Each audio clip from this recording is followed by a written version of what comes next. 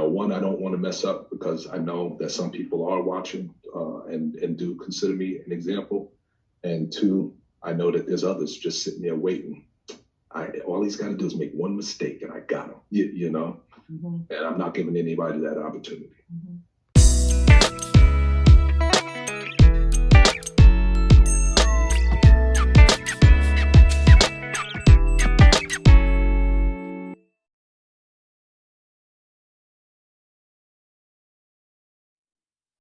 Welcome to Birthing Purpose with Lana. Today we have Rahh Colley. He is a retired U.S. Army Special Forces Lieutenant Colonel. He is also an entrepreneur, the owner of Rahh Investment Properties. He is also the founder of Rahh Colley Foundation. It is a home for young adults who have been human trafficked.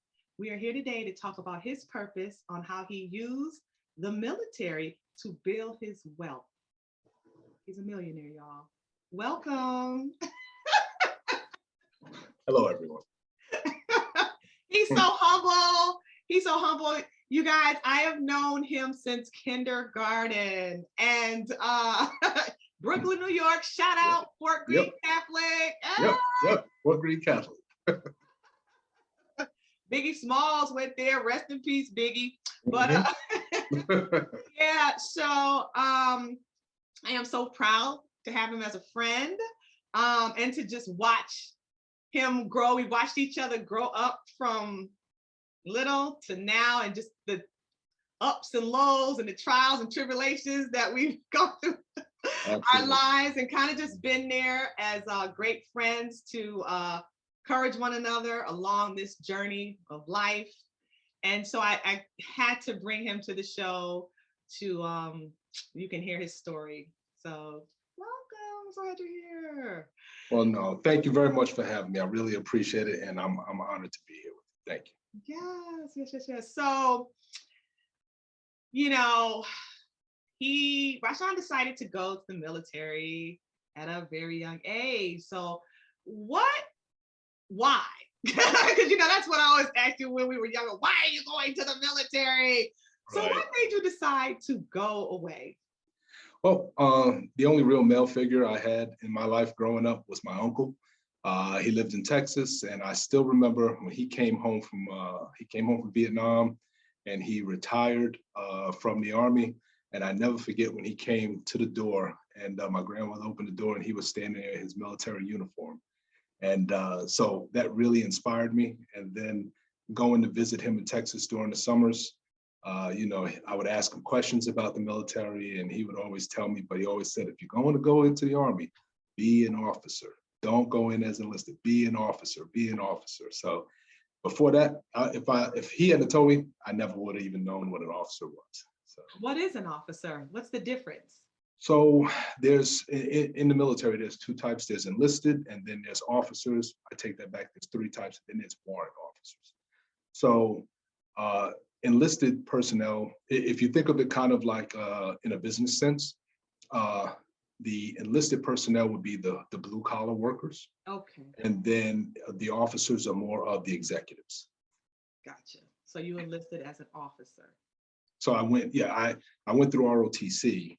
And then they brought me in as an officer. Then, whereas the enlisted, once their term is up, they can just get out. Officers, you have a certain amount of time and you actually resign your commission. So we are commissioned officers. We're commissioned by the United States Army. And then you actually, in order to leave, you resign or you retire, like I did. So was there anything else on your mind as far as what you wanted to do in life? Or it was just, this is what my uncle did, so I'm just going to follow him because I didn't know what else to do? Is that? No. So the Army was never meant for me to be there for the 24 years I was in. It was never meant to be that way. Okay. My whole plan was I would go into the Army, I would join Special Forces, I'd do about 6 years, I'd get out and go to the FBI. And I would spend the rest of my time in the FBI and then retire from there. And, how they say, you have planned, God laughs at you. And, everything kind of just turns out differently. But wow. But the FBI was still in the forefront. I did take the test for it. I passed it, and they wanted me to come like right then. I was like, slow down. I still got another year and a half I've got to do with the Army before I can even go. So. And they didn't want to wait on you. No. Once I took the test and I passed it and everything, it's good for life. So the only thing I had to do was just actually, once I got out, was just call them, and they would have put me into the next class, and I would have been able to go in as long as I was up to 34. The age of 34 is a cutoff. However, things got extended a little bit. The war kicked off, and by the time I was really ready to get out and go to the FBI, I was 10 years in, and I took a break and put ROTC. And I ran into 2 FBI agents who worked at ROTC with me in New York City at Fordham University. And those 2 FBI agents, they were former military as well. Well, they were still in the National Guard. And they sat there and they talked to me, and they were like, hey, listen, we wish we would have stayed in, And at the 10-year mark, there's so much, you lose money. If I would have gotten out, I lose money, I lose time. And also you lose all the benefits that the military offers you when you retire. So I listened to them, I did the numbers, I did the math, and it only made sense that I stay in. So I stayed in. And I hear about the money, you guys. It's all about the money.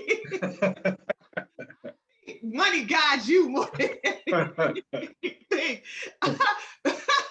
No, planning and process. Planning and process. I did the math. I'm out. Okay, so you didn't have any fears about going into the military, huh? No. You didn't care about dying? Well, growing up at Fort Greene Projects, that was a possibility every single day back in the 80s. so when I got to the Army and, they're shooting over your head for practice and all of that kind of stuff, it didn't bother me. I was used to it. Oh, wow. Awesome. So, did you weigh pros and cons? Like, so someone who's thinking about going into the military, what are the pros? So what are the benefits? There's many benefits. And I will tell you, I even told my older children, trying to get them in, to go in and not necessarily follow my footsteps, but to take advantage of the benefits that are there. So there's nothing ever says that you need to go in there and stay. Like I said, I wasn't planning to stay. But if you go in, you can get training literally for free. Prime example, while I was teaching ROTC, one of my students he was an enlisted person in the Army. He was an X-ray technician. And then he got out of the Army and he was going to ROTC and going back to college, getting it all paid for. And he was going to go back in as an officer. Well, because he was an X-ray technician in the Army, he only did 4 years. He was an E4, so he didn't get very high on the totem pole. But because he was an X-ray technician, when he got out, he actually went and took just a certification test to work in the civilian sector. He worked at the hospital down the street from the school near the Bronx Zoo. This guy made $10,000 a month, and he was only about 21, 22 years old. $10,000 a month, working 3 nights a week at the hospital, doing the same thing he did in the Army. And he got the training for free, got out there and was doing that and going to school for free and about to go back in as an officer once he graduated. So there's a lot of benefits to just going in and getting the free training that they give you, as long as you're going to make it count for something that works on the outside. Because whatever is out here in the world, it's in there in the military. So the training is still the same. Like, as time goes on, a lot of times companies, the benefits aren't as good as before. Is everything still as good as before? Like, I heard you get money for buying a home, all that's still there. Well, it's not necessarily you get money for buying a home. So what they do is they sit there and you have the VA basically guarantees that this soldier will pay their bill. They're going to pay their bill. So that's what the VA loans really are. It's really the bank that gives you the loan. The VA is just backing the loan, saying, hey, we say that this person here is a solid soldier, or they were a soldier, and they will pay you back. And so, your rates are cheaper. Right. So whereas to buy your first home, you've got to put down 10% to buy your first home. Well, using a VA loan, you only have to put down 1%. Big difference. So you're buying a home for $100,000, instead of you having to put down $10,000 down payment, now you've only got to put down $1,000. Well, with the Fannie Mae loans, they have the first time buyers loans, and those are just 3%. But 1%, I had never even heard of anything like that. Yeah. That is amazing. Yep. Wow. Okay. So I was talking to you earlier about, the different branches of the military. So you chose to go into the Army, but everybody's not built for that. So which personalities do you think are best for certain branches? Well, first I'll say this. Whatever job, like for me, the same jobs that are out here in the regular world is in the Army. So if you want to go in to be a medical person, a healthcare professional, if you want to go in to be a police officer, if you want to go in to be a firefighter, whatever those jobs are, they're in the military, every single branch, each branch of them.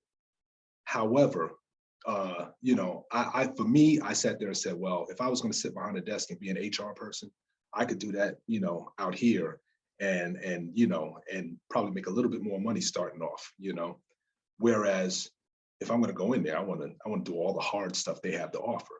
So I say that to say that even the easy jobs, no matter what personality you have, you can get those type of jobs in the Army. But I will say this now, if you're looking, so you want to say more technical, if you are a technical oriented person, or I hate to say kind of lazy, but hey, you want the plush life, right? You want the plush life, probably the Air Force is the better way to go. Okay. And they sit there, they're very technical. And I'll say that they're recruiters. They don't really recruit. They don't go out and actively look for people because people come to them, Okay. And so, it is a lot more brain power. And I will say that when they come to stay at our bases on an Army base, they actually get paid extra money for coming to live because it's substandard living to them. So I'll say that. Okay. Yeah. All right. So if you're that type of person, then yeah, the Air Force is probably for you. The Navy is kind of that intermediary, where they have some very technical jobs. They have nuclear programs. They have all kinds of stuff that's out there for in the Navy. And so but you're on a ship, depending on your job, some of the healthcare professionals, maybe they're not, or if you're depending on what your job is, you may never see the ocean, right? Mm-hmm. However, some of them never go out. But depending on your job, what it is, you'll go out there on those floats, and I've been on those boats, and I'm not exaggerating. From here to here, it's like what their bunks look like, and you can't be fat, and you better not have a nightmare, because if you jump up, you're gonna bang your head. So the Marines, it's what you think it is, A lot of yelling and screaming, and thugs. Yeah. Go to the Marines. Thugs to the Marines. No. But I would say individually, very intelligent people. Individually, very intelligent. I was very impressed with them when you sit down with them one-on-one. Mm-hmm. But sometimes when they get that group, just they go left. They go left.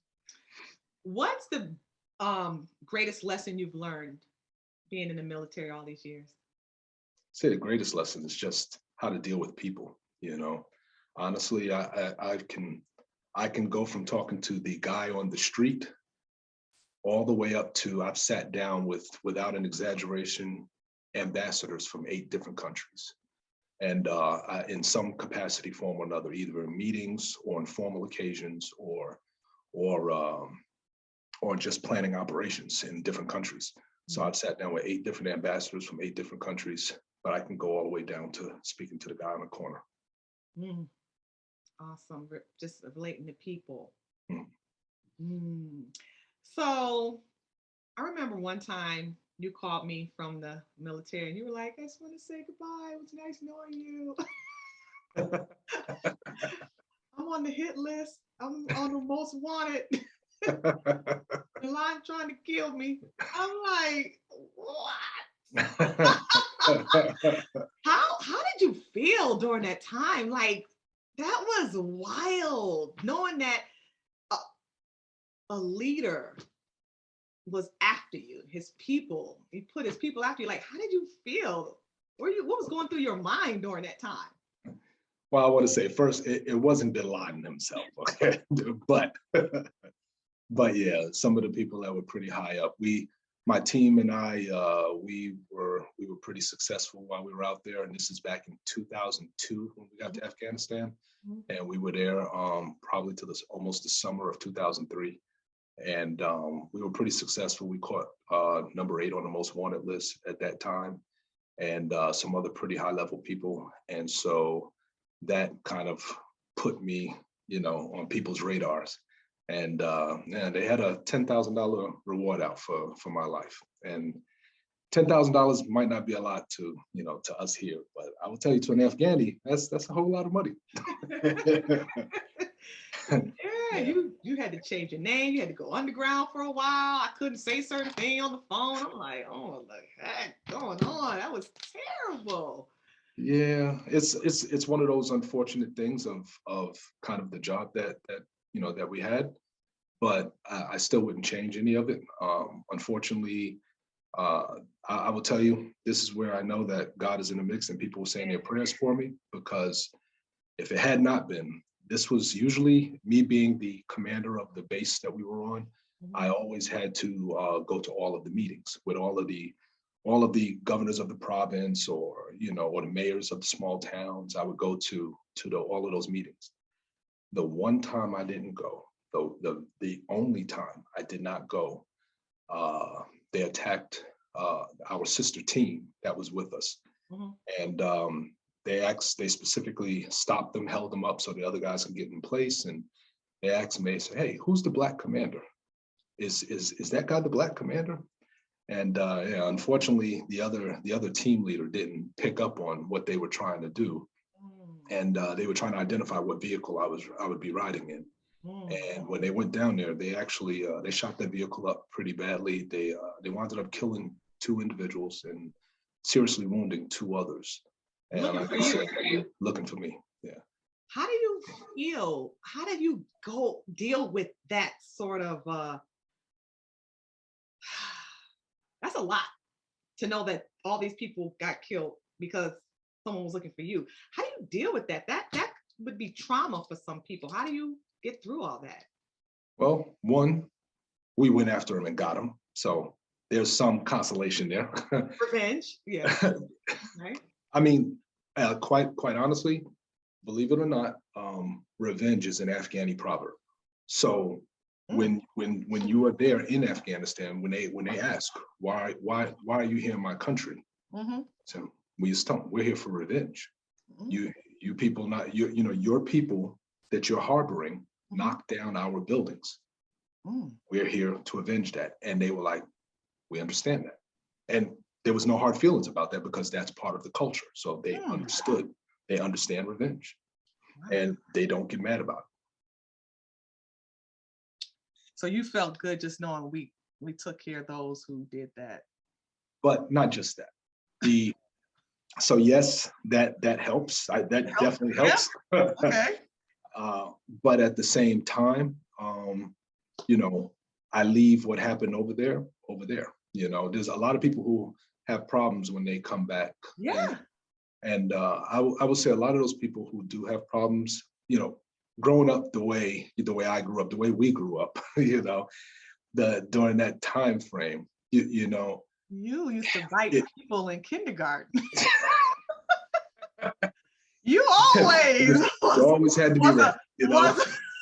You always was a kind of violent. No. You got to be ready. You got to be prepared.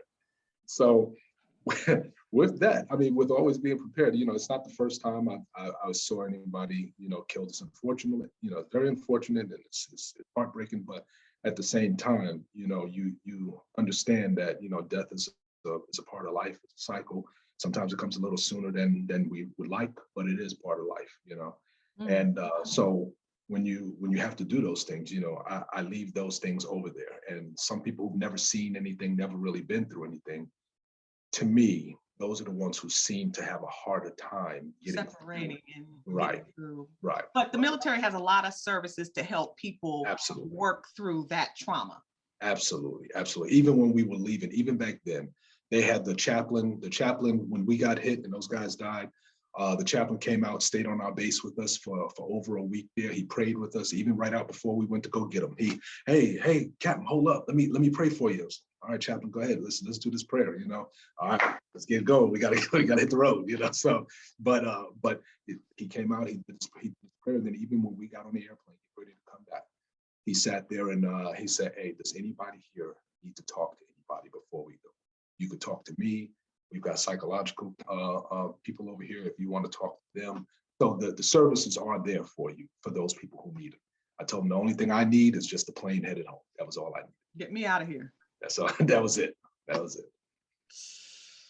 Wow. Amazing, amazing. So how did you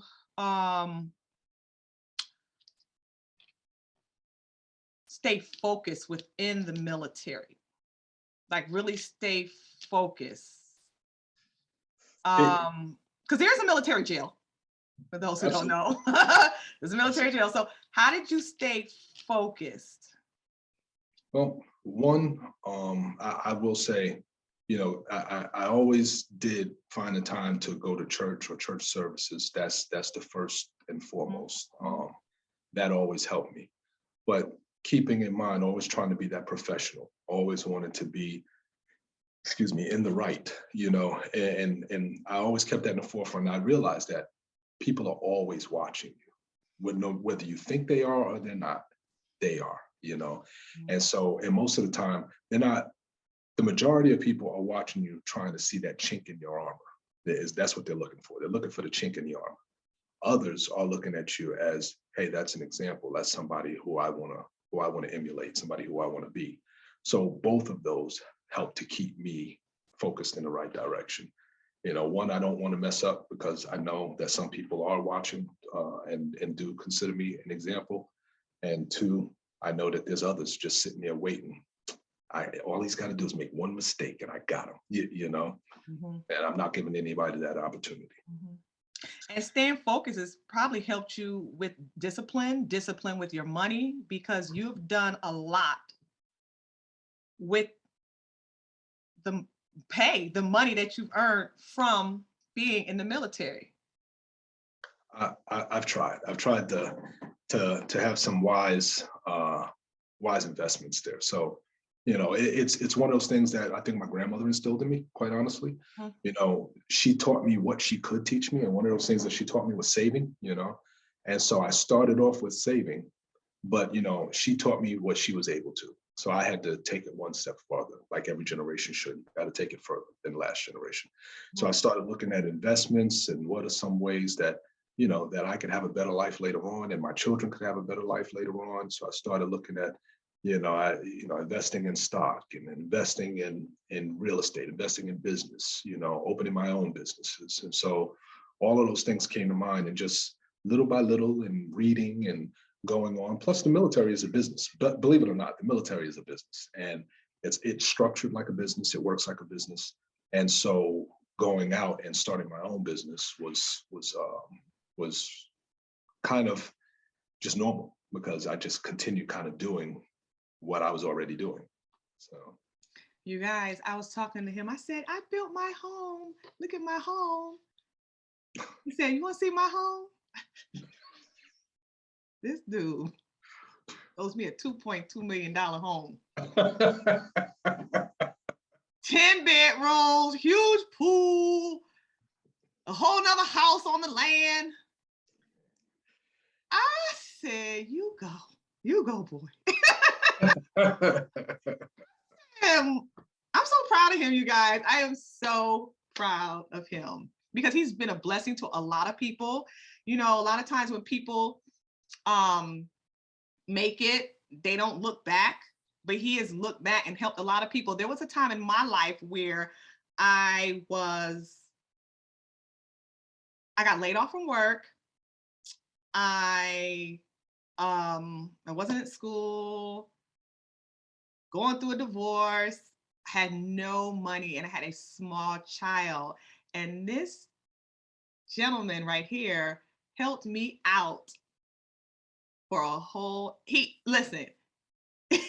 And the great thing about the amount of money that he helped me out with, I didn't have to sleep with him. Isn't that amazing?